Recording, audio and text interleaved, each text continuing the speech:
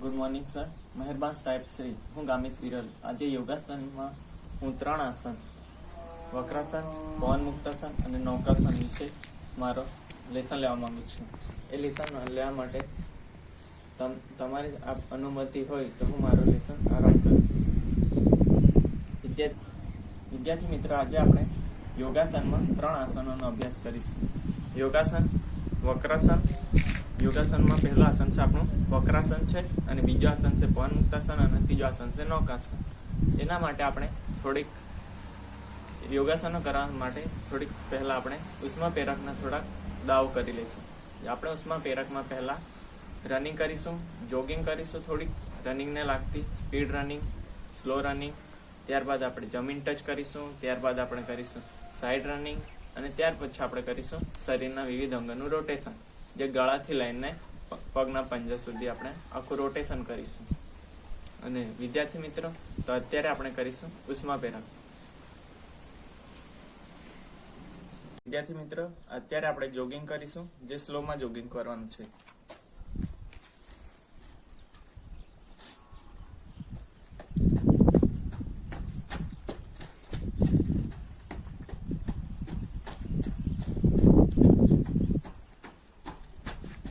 ત્યારબાદ આપણે speed running કરવાની છે.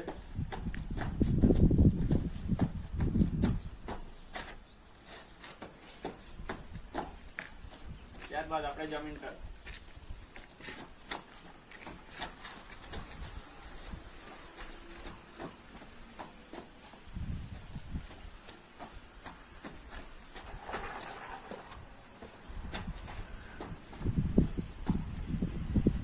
ત્યારબાદ આપણે કરીશું સાઈડ રનિંગ.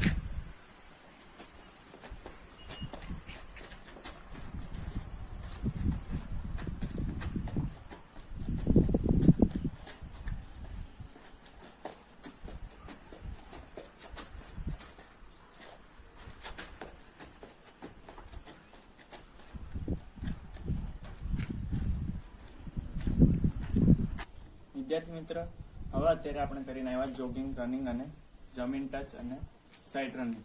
ત્યારબાદ આપણે કરીશું જમ્પિંગ, જે પહેલા ત્રણ જમ્પ આપણે સ્લોલી જમ્પ કરવાનો છે, અને ચોથો જમ્પ આપણો હાઈ જમ્પ રહેવો જોઈએ. જેમ કે આવી રીતે આપણે 3 જમ્પ સ્લોલી અને ચોથો જમ્પ આપણે હાઈ જમ્પ કરવાનો છે. જે આપણે ની છે એ સાથે ટચ થવા જોઈએ.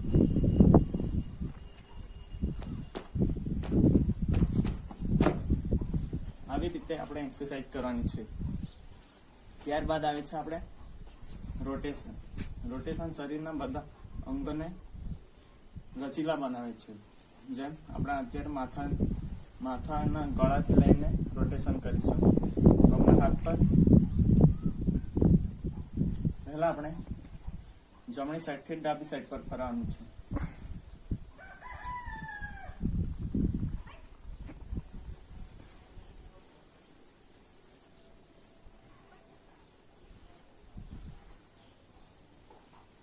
જમણી સાઈડથી ડાબી તરફ ફરાવ્યા હોય, વિરુદ્ધ દિશામાં એ સાઈડથી ડાબી સાઈડથી આપણે જમણી સાઈડ પર ફરવાનું છે.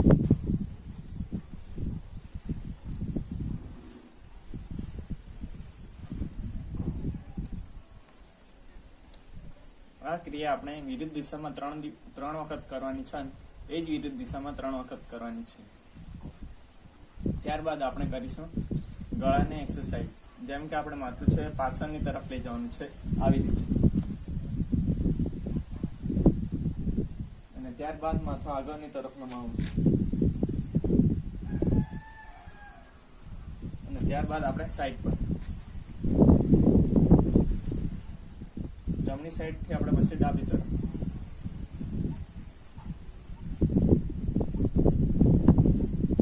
ત્યારબાદ આપણે કરીશું ખભાનું રોટેશન. જેમાં ખભાના રોટેશનમાં આપણે હાથ ફરાવીશું. આગળની સાઈડથી પાછળની સાઈડ લઈ જવાનું છે આપણે હાથ, આવી રીતે. જેમ બને એમ હાથ સીધા રાખવાની કોશિશ કરવાની.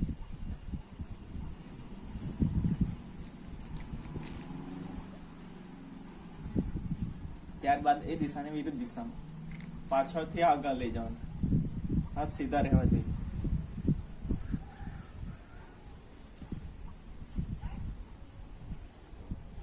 ત્યારબાદ આપણે કરીશું ઓલ્ટરનેટ. એક હાથ આગળની તરફ અને એક હાથ પાછળની તરફ, આવી રીતે ઓલ્ટરનેટ થાય છે અને ઓલ્ટરનેટ ક્રિયા કહેવાય છે. જમણો હાથ પાછળ તો ડાબો હાથ આગળ રહેશે.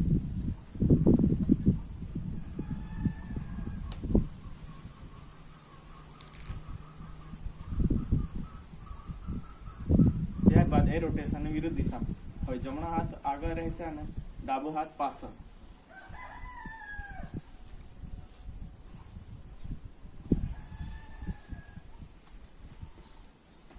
ત્યારબાદ વિદ્યાર્થી મિત્રો આપણે કમર રોટેશન કરીશું.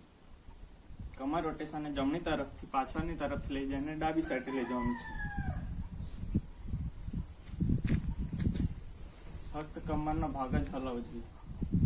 રોટેશન થવો જોઈએ ખાલી કમરનો ભાગ. માથું સ્થિર રહેવું જોઈએ. હવે જમણી તરફથી ડાબી સાઈડ લઈ ગયા હતા આપણે, હવે ડાબી સાઈડથી જમણી તરફ.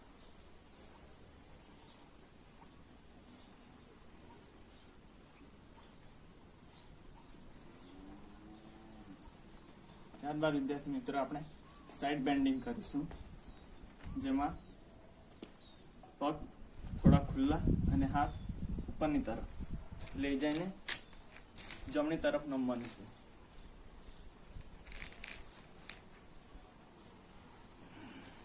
ત્યારબાદ ડાબી તરફ.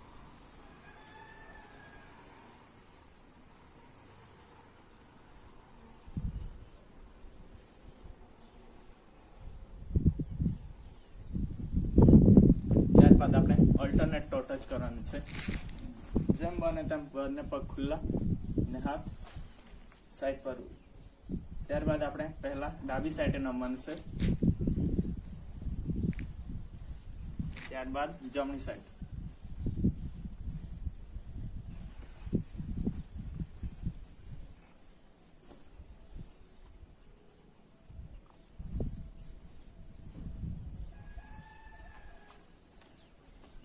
ત્યારબાદ આપણે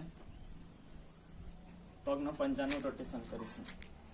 જમણો પગ આગળ અને જમણી બાજુથી ડાબી તરફ લઈ જવાનું. ત્યારબાદ આ ક્રિયાને વિરુદ્ધ દિશામાં કરીશું. Rotate, change leg. હવે ડાબા પગને જમણી તરફથી ફરાઈશું ડાબી તરફ. ત્યારબાદ ડાબી તરફથી જમણી તરફ.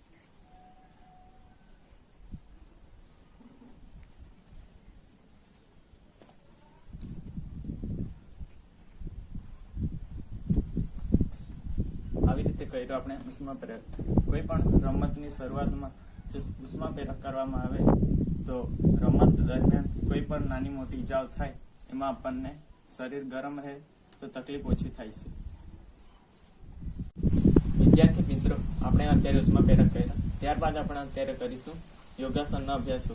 મેં સૌપ્રથમ તમને મારા યોગાસનના દાવો બતાવીશ. ત્યારબાદ તમારે એક એક ઘટક પ્રમાણે આ આસન તમારે કરવાનું રહેશે. તો સર્વપ્રથમ આપણે કરીશું વક્રાસન, જેના ઘટકો હું તમને બતાવતો જઈશ અને તમારે શીખવાનું છે અને એ તમારે યાદ રાખવાનું છે.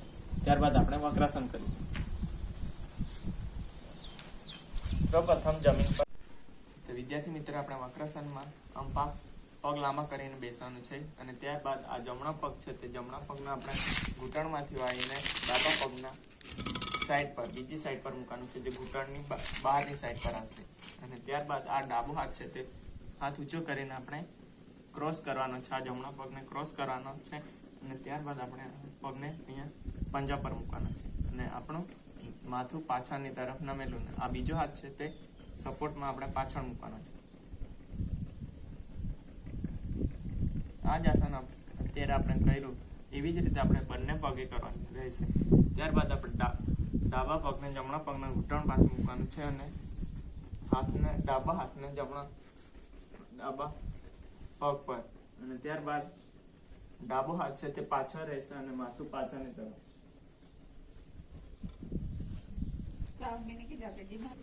આ હતું આપણે ઘટક વાઇસ આપણે વક્રાસન જોયું. ત્યારબાદ આપણે બીજું આસન છે જે પવન મુક્તાસન છે, જે આપણે પેટ પર સૂઈને કરવાના આસનોમાં આવે છે. અત્યારે હું તમને ઘટક વાઇસ સમજાવતા કરીશ. પવન મુક્તાસનમાં આપણે પહેલા પગ લાંબા કરીને પીઠના બળ પર સૂઈ જવાનું રહેશે. ત્યારબાદ આપણે પગને ઘૂંટણમાંથી વાળીને છાતીએ અડાડવાનું છે અને હાથ આપણા ઘૂંટણને પકડેલા. ત્યારબાદ માથું આપણું વોક કરવાનું છે. તેમાં શ્વાસોશ્વાસની પૂરકની ક્રિયામાં માથું ઉપર લઈ જવાનું છે અને કુંભક કરીને પછી રેચક કરવાનું છે.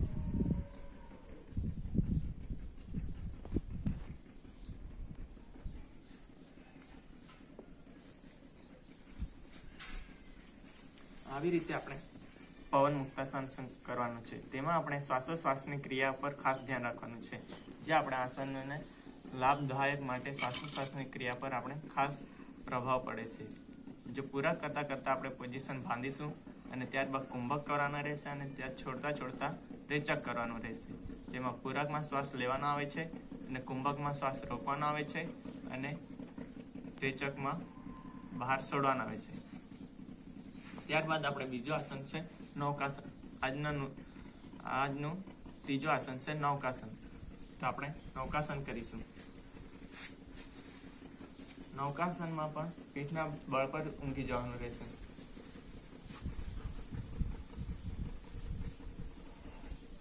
ત્યારબાદ ધીરે ધીરે આપણે પગ અપ કરવાના છે અને ત્યારબાદ પગ અપ કર્યા બાદ બેલેન્સ આવે એવી રીતે આપણે પીઠના બળ પર માથું અને હાથ બંને ઉપર ખેંચવાનો છે. જો આવું પોઝિશન બને.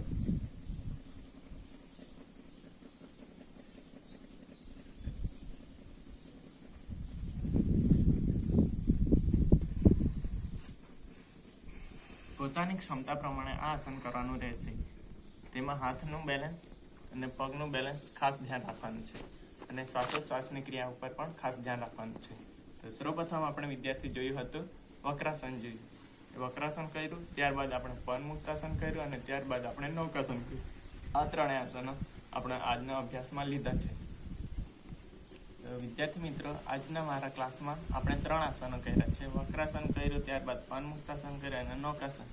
તો આજે આપણે યોગાસનમાં આ 3 આસનોનો અભ્યાસ કર્યો. આપ સૌએ મારા ક્લાસમાં ભાગ લીધો એ માટે બધાને ખૂબ ખૂબ અભિનંદન.